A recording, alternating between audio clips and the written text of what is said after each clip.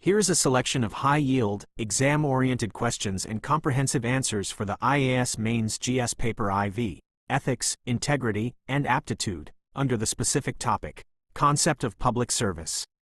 These questions mirror the analytical and application-based nature of the UPSC Civil Services examination.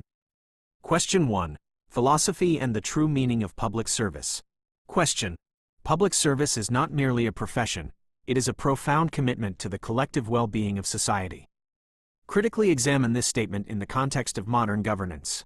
150 words, 10 marks. Answer. Introduction. Public service transcends traditional employment. While a profession operates on a contract of skills for financial remuneration, public service is anchored in a social contract where authority is wielded as a fiduciary trust to maximize public welfare. Sarvodaya. Body. In modern governance, treating public service merely as a profession leads to rigid bureaucratic inertia, careerism, and a status quoist mindset. Conversely, viewing it as a profound commitment transforms a bureaucrat into a change agent. Beyond the call of duty, committed public servants do not just execute rules, they display empathy. For example, ensuring a pension reaches a bedridden elderly citizen goes beyond professional duty, it is a moral imperative. Spirit of sacrifice. It involves prioritizing the public interest over personal comfort, safety, or political pressure, embodying the Gandhian principle of selflessness. Democratic legitimacy. In a welfare state like India, the legitimacy of governance rests on how compassionately the last citizen in the queue is treated. Commitment ensures that the spirit of the law, not just its dry letter, is implemented.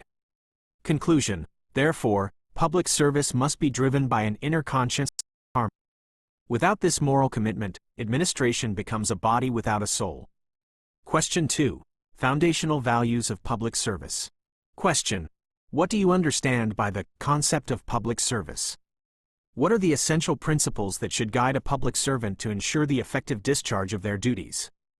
250 words, 15 marks. Answer. Introduction. The concept of public service refers to the deliberate action taken by individuals within the framework of governance to address collective societal needs. Equity.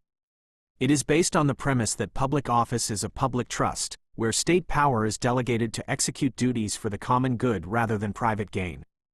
Body. To ensure that public service does not deviate into authoritarianism or corruption, a public servant must be guided by core ethical principles, famously summarized by the Nolan Committee on Standards in Public Life. Integrity. Public servants must possess absolute honesty and resistance to corruption. They must not place themselves under any financial or other obligation to outside individuals or organizations that might influence them in the performance of their official duties. Objectivity. In carrying out public business, including making public appointments, awarding contracts, or recommending individuals for rewards and benefits, holders of public office should make choices solely on merit and verifiable evidence. Accountability. Public servants are accountable for their decisions and actions to the public and must submit themselves to whatever scrutiny is appropriate to their office. Openness. They should give reasons for their decisions and restrict information only when the wider public interest clearly demands. Selflessness. Holders of public office should act solely in terms of the public interest. They should not do so in order to gain financial or other material benefits for themselves, their family, or their friends. Honesty and leadership. Declaring private interests relating to public duties and resolving conflicts in a way that protects the public interest, while promoting these principles by leadership and example. Beyond Nolan, the Indian socio-political context demands empathy and compassion toward the weaker sections, Antyodaya, to bridge the gap between policy design and human dignity. Conclusion. Adhering to these principles transforms public service from a mechanism of control into a vehicle for socio-economic transformation, ensuring that governance remains ethical, democratic, and citizen-centric. Question 3. Public service versus private sector ethos. Question. How does the ethical framework of public service differ from that of private sector management? Can corporate values be seamlessly integrated into public service? Discuss. 250 words, 15 marks. Answer. Introduction.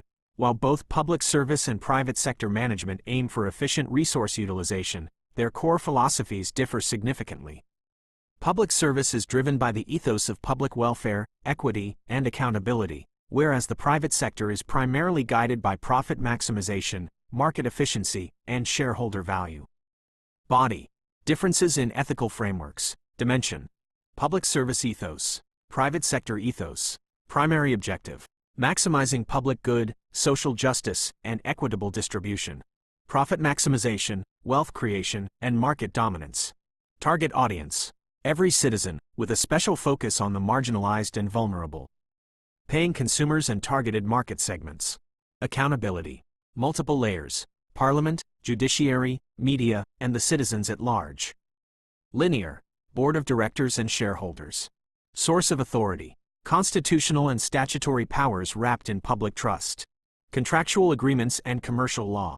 Integration of corporate values into public service. Modern governance increasingly adopts corporate practices under frameworks like New Public Management, NPM.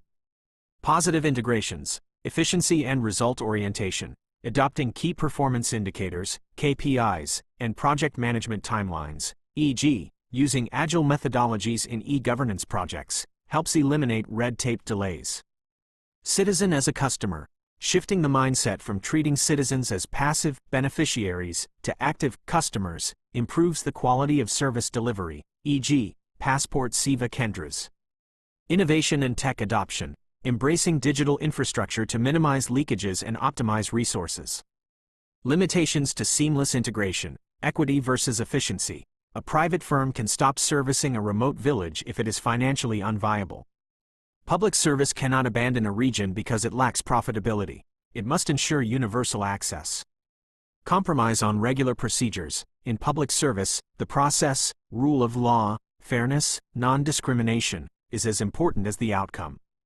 Overemphasizing corporate speed can lead to a compromise on due process and transparency. Conclusion. Corporate values like efficiency, innovation, and accountability can highly optimize public service delivery. However, they cannot replace the foundational public service values of empathy, equity, and constitutional morality. The integration must be selective, ensuring that the business of government never loses its human face. To refine your GS Paper IV preparation further, you can explore, analyze a case study on public service conflict of interest. Explore the concept of constitutional morality.